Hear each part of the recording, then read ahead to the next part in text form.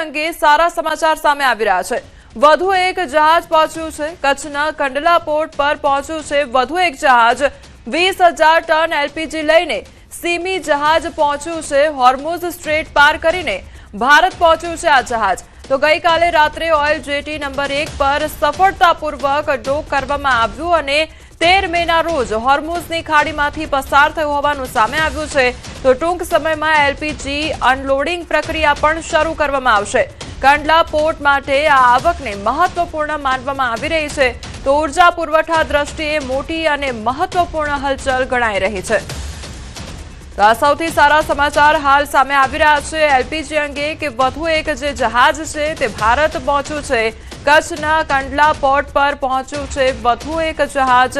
ત્યારે 20,000 ton LPG લઈને સીમી જહાજ જે છે તે ભારત પહોંચ્યું છે। હોર્મુઝ સ્ટ્રેટ પાર કરીને ભારત પહોંચ્યું છે આ જહાજ। ગઈકાલે રાત્રે ઓઇલ જેટી નંબર 1 પર સફળતાપૂર્વક ડોક કરવામાં આવ્યું હતું।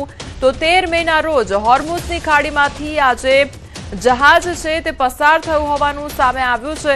ટૂંક સમયમાં એલપીજી અનલોડિંગ પ્રક્રિયા પણ શરૂ કરી દેવામાં આવશે। જે અનલોડિંગની કામગીરી છે તે પણ હાથ ધરવામાં આવશે।